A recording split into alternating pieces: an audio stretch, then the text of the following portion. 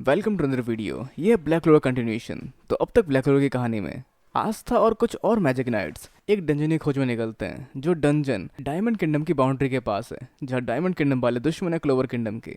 तो यहाँ पहुंचे दो मैजिक नाइट थे, ब्लैक बुल्स और गोल्डन डॉन्स के, जिन दोनों टीम और टीम के मेंबर्स के सामने डायमंड किंगडम वाले आ जाते हैं, जहाँ लक के सामने आता है एक डायमंड किंगडम का वॉरियर जो पहले लड़ चुका है कैप्टन यामी से, और गोल्डन डॉन्स के सामने आता है एक ऐसा वॉरियर जिसने आती मिमोसा को जख्मी कर दिया। तो वैसे लक की फाइट में लक थोड़ा सा डोमिनेट हो रहा था शुरुआत में, लेकिन बाद में फिर अपने को संभालता है और फिर इसके अगेंस्ट दोबारा खड़ा हो जाता है। अब जहाँ पे इसके बाद हम आगे बढ़ते हैं लक के फ्लैशबैक में, मतलब उसके लाइफ की जर्नी में कि कैसा था वो। तो बचपन में वो काफ़ी अजीब था, मतलब ना तो उसे गुस्सा आता था ना ही वो रोता था, और उसने अपने बचपन में स्कूल के दौरान एक नोबल को हरा दिया, जहाँ सब हैरान थे कि एक कॉमनर एक नोबल को कैसे हरा सकता है, और सब उसे डरने लगे कि ये कैसे हो सकता है और ये हमेशा हंसता रहता है, ये काफ़ी अजीब है। पर जब वो घर पहुंचा तो उसकी मॉम ने उसको काफ़ी ज़्यादा अप्रिशिएट किया और उसे बोला कि तुम्हें जीतते रहना पड़ेगा, तुमने काफ़ी कमाल का काम किया है, कोई भी नोबल के आगे नहीं जीत पाया और तुम्हें जीतते रहना पड़ेगा अगर तुम अपनी मॉम को खुश रखना चाहते हो तो। और जहाँ पर आज का दिन है और आज भी लक उसी बेताबी के साथ जीतना चाहता है हर एक जंग को, पर उसका अपोनेंट भी कम नहीं है जो उसको अपने मैजिक से बांध देता है और वो उसके बाद हिल नहीं पाता। तो अब बढ़ते आगे दूसरे डायमंड किंगडम के वॉरियर की तरफ, जिसने यहाँ मिमोसा को जख्मी कर दिया, जो अपने आप को हील करने बैठ जाती है, मतलब उसको सबको हील करना था और वो खुद ही जख्मी हो गई बेचारी। पर बाकी बचे गोल्डन डॉन के साथ भिड़ंत हो जाती है इस डायमंड किंगडम की वॉरियर की, जिसका नाम है मार्स। तो क्लॉस दिखा के रहेगा कि क्या होते हैं गोल्डन डॉन वाले। अब इसके अलावा नोलिल और आस्था आगे बढ़ते हैं, जहाँ पर वो फील कर पाते हैं लक का माना, लेकिन वो सोचते हैं लक की तरफ बढ़ा जाए या फिर मिशन को एग्जीक्यूट किया जाए। और इसके अलावा लक यहाँ फंसा हुआ उस जगह पर जहाँ वो हारना नहीं चाहता, लेकिन वो धीरे धीरे बेहोश होता चला जाता है। और गोल्डन डॉन्स वालों की तरफ क्लॉज उससे लड़ रहा होता है, जहाँ पर यूनो उसको बैकअप दे रहा होता है, पर यहाँ क्लॉज बोलता है कि मैं अकेले लड़ूंगा, और क्योंकि काफ़ी पावरफुल निकलता है इसलिए वो अकेले लड़ना चाहता है, और यहाँ पे यूनो को भेज देता है वो ट्रेजर की तरफ, ताकि वो इससे पहले ट्रेजर लेकर यहाँ से निकल सके या फिर ट्रेजर इकट्ठा कर सके। पर क्लॉज का अकेले लड़ने का फैसला शायद ठीक नहीं था, क्योंकि मार्स ज़्यादा पावरफुल निकल रहा है, जिससे क्लॉज शायद डोमिनेट हो जाएगा। पर वहीं हम पहुंचते हैं आस्था नोलिल के साथ लक के पास, जहां अब ये दोनों मिलकर साथ देंगे लक का। और दूसरी तरफ यूनिवर्स ट्रेजर के पास नहीं गया, वो भी रुक गया क्लॉज की मदद करने के लिए। पर क्लॉज अब भी जिद्दी हो रहा है कि तुम वहां जाओ और पहले ट्रेजर इकट्ठा करो, पर यहाँ यूनो का कहना है कि पहले हम इसको हराएंगे और तीनों साथ मिलकर ट्रेजर इकट्ठा करने जाएंगे।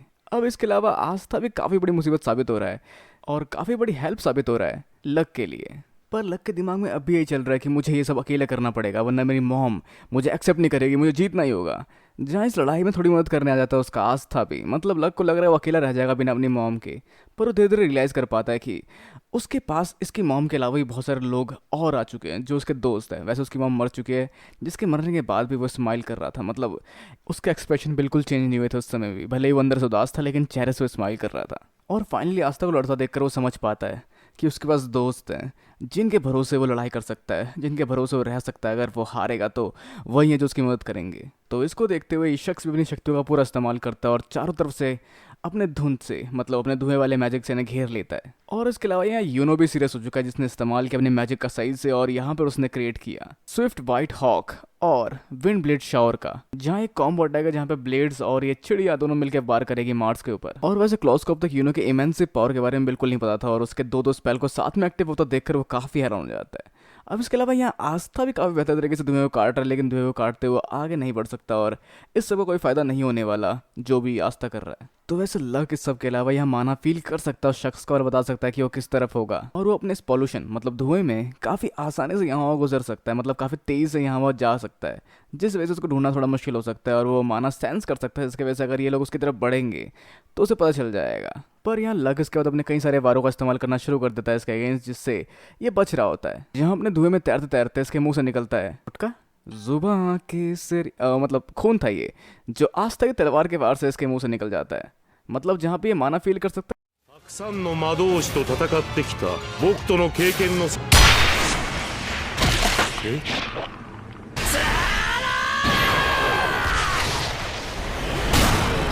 फील कर सकता है लक का, लेकिन आस्था के पास कोई माना ही नहीं, उसे फील तो कर ही नहीं सकता ये। जहाँ पर लक इसको डिस्ट्रैक्शन क्रिएट कर रहा था इसके लिए, जहाँ पे नोएल की शक्तियों से आस्था उड़ता हुआ जाता है इसकी तरफ, जिस तरफ लक इसको भेज रहा था, जिसके बाद आस्था की तलवार पड़ती है इसको और इससे ये हार जाता है। तो डायमंड किंगडम का एक बंदा तो डाउन हो गया, क्या दूसरा भी हार गया? नहीं, क्योंकि यहाँ पे यूनो की शक्तियों के बावजूद ये ओवर पावर्ड होता दिखाई दे रहा है, जिसके तलवार का वार काफ़ी खतरनाक हो सकता है यूनो के लिए, जिसके अगेंस्ट यूनो ने काफ़ी माना इस्तेमाल किया और अब वो निहत्था लग रहा है। तो यूनो क्या होगा वो जानने से पहले हम बढ़ते हैं आस्था की टीम की तरफ, जहाँ पे ये बंदा हार चुका है और वो यहाँ से भागना ठीक समझता है और अपने सारे सब ऑर्डिनेट्स को लेकर वहाँ से निकल जाता है और उम्मीद करता है कि उसका सबऑर्डिनेट मार्स जो बहुत पावरफुल है वो ये सब संभाल लेगा, क्योंकि वो है डायमंड किंगडम का सीक्रेट वेपन। जिसके सर पे लगे मोती को देखकर क्लॉस याद कर पाता है एक कहानी जो कि प्रचलित है डायमंड किंगडम वालों के बारे में। मतलब ऐसा कुछ हुआ था जहाँ पर डायमंड किंगडम ने कमाल का वॉरियर बनाने के लिए सही वॉरियर्स को इकट्ठा किया और एक एक करके उनके शरीर में अलग अलग मैजिकल आइटम लगा दिए और फिर सबको आपस में लड़ने के लिए छोड़ दिया और जो बचा वो निकला वो अल्टीमेट वॉरियर। और अगर ये वही है तो इसमें कोई दोहराय नहीं, ये काफ़ी पावरफुल होने वाला है, जिसको देखकर क्लॉस सोच रहा है कि मैं एक गोल्डन डॉन का मेंबर हूँ जहाँ मेरी एक टीममेट जख्मी हो चुकी है और मैं बचाया जा रहा हूँ पीजेंट के हाथों, जिसको मैं एक्सेप्ट नहीं कर सकता, जहाँ वो एक वार करता है जिसको मार्स अपने क्लोन से रोक लेता है और फिर एक बड़ा सा वार होता है क्लॉस के ऊपर जिससे वो किसी तरह से बचता है और फिर एक बड़ी तलवार जिसने यूनो के वार को रोका था उसका वार यूनो के ऊपर हो रहा होता है, जहाँ यूनो उससे अपने आप को बचाते हुए उस वार को डॉच कर रहा होता है। वो तलवार यूनो को एक किनारे कर देता है जहाँ यूनो अपने आप को बाल बाल बचाता है और उसके बाद वो तलवार अब भी नहीं रुकता और उस पर एक और वार करने जा रहा होता है। मतलब बेसिकली यहाँ मार्स नहीं रुक रहा जो उस पर और वार कर रहा है अपनी शक्तियों से, जहाँ यूनो अपने वार से धीरे धीरे करके उससे बच रहा है। पर ये पूरा सीन काफी हद तक बेबसा करता दिखाई दे रहा है यूनो को, जहाँ पे यूनो काफी ज्यादा बेबसा लग रहा है पर फिर भी वो स्ट्रगल कर रहा है और आस्था की बातों को याद करते हुए वो भी हार नहीं मानना चाहता। जहाँ एक और स्ट्राइक उस तलवार की यूनो की ओर बढ़ रही होती है, जहाँ पर वो अपने मैजिक से उसको काउंटर करने की कोशिश करता है लेकिन इसका कोई फायदा नहीं होता। पर तभी वहाँ पे आता है आस्था जो उस तलवार को अपनी तलवार से 2 बराबर हिस्सों में काट देता है और ये वो सीन था जिसने क्लॉस का मुंह खुला का खुला और हम सबके रोंगटे खड़े कर दिए थे। पर जहाँ यूनो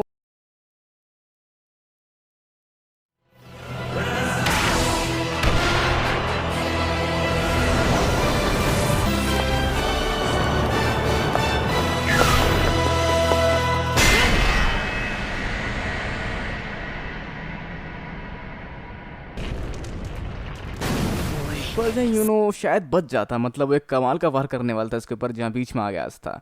पर इस पूरे सीन का जो इफेक्ट हुआ वो हुआ क्लॉस के दिमाग में, जहाँ वो कहता है कि पहले एक पीजेंट ने मुझे बचाया और फिर एक और पीजेंट जो कि ब्लैक बुल्स में से था वो यहाँ हावी होता दिखाई दे रहा है। मतलब हमारे वार उसको छू तक नहीं पाए, जो गोल्डन डॉन्स के नोबल्स थे उनकी वार, और उसने इसको काउंटर किया।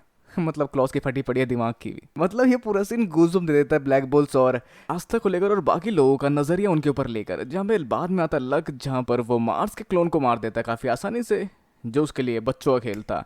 जहाँ पर क्लॉस उसको देखता और पहचान पाता है कि ये तो वही बंदा है जिसने एंट्रेंस के दौरान एक बंदे को काफ़ी बुरी तरह से पीटा था। मतलब वो लक का अपोनेंट था जिसको इतनी बुरी तरह से पीटने की जरूरत शायद नहीं थी। एंड फाइनली नोरिल की एंट्री, जहाँ वो अपनी बहन को अपने शील्ड से बचाती है। तो अब बारी आस्था की मार से लड़ने की, जहाँ पे उसके क्लोन को मारकर और फिर उसके तलवार के ऊपर चढ़कर उसको काटते हुए एक सीधा वार। 俺を壊してみろ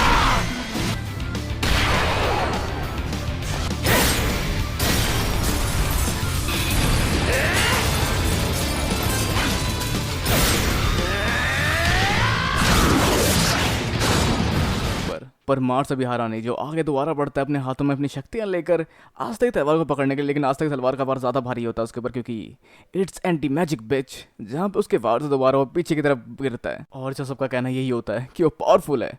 अब वैसे लक का आउटरीजस मोड है यहाँ पे देख पाते हैं, जहाँ पे वो सारे क्लोन्स को एक करके मार देता है क्योंकि मार्स से वो लड़ना चाहता था। तो ये कुछ एपिसोड काफ़ी ज़्यादा हाइप देता है, जहाँ पर सब हैरान है आस्था को देखकर, और क्लॉस भी सोचता है कि एक पीजेंट जिसके पास कोई माना नहीं है वो कैसे लड़ सकता है इनके अगेंस्ट। जहाँ वो जान पाता है कि आस्था की तलवार किसी मैजिक को काट सकती है। तो शायद आस्था यहाँ सिर्फ लकी है। लकी, बस देखते जाओ। और फिर एक बड़ा सा वार आता है मार्स का, जिसके नीचे कुचल जाता है आस्था, और क्लॉस को लगता है हाँ ये सिर्फ लक था। लेकिन तभी वो आस्था की असली स्ट्रेंथ, जो कभी ना हार मानने की शक्ति है उसके अंदर, वो देख पाता है। जहाँ जख्मी होने के बाद भी वो खड़ा होता है अपने पैरों पे और अपने विजिट किंग बनने की बात कहता है, जहाँ क्लॉस को भी लगता है शायद ये सीरियस है और शायद बन भी जाए। पर अब इसके अलावा मार्स के दिमाग में बीच में कुछ बातें चल रही होती है जो हम आगे जान पाएंगे। अभी अगले से छोड़ते हैं और यहाँ पे उस फाइट का मजा लेते हैं, जहाँ पे आस्था अब भी नहीं रुका और मार्स कितनी सारी शक्तियों के बावजूद उसे अपने वार से डोमिनेट कर दिया, जिसको सब बस हैरान होकर देख ही सकते हैं। और ダイヤモンドを砕く一石からだ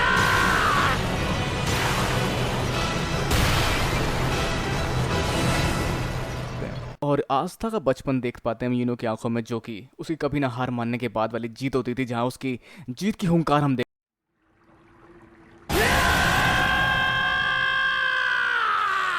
तो ये था ब्लैक रो की कहानी में अब तक, और आगे की कहानी हम जानेंगे अगले एपिसोड, अगले पार्ट में। और वैसे अब आप क्या सोचते हैं इस वीडियो के बारे में, आगे के एपिसोड्स के बारे में, और जो भी आप सोचते हैं इस एपिसोड के बारे में, और इस दौरान जो भी आपके दिमाग में मतलब थॉट्स थे जो आपने पहले वाले एपिसोड्स देखे थे, वो हमारे साथ शेयर करना ना भूलें नीचे कमेंट बॉक्स में। और अगर आपने अभी देखा है तो अब आपके सोचते हैं जो भी आपके विचार हैं नीचे कमेंट बॉक्स में बताना बिल्कुल ना भूलें। वीडियो को लाइक, शेयर और चैनल को सब्सक्राइब करना भी बिल्कुल ना भूलें। तक के लिए मिलते हैं अगली वीडियो में।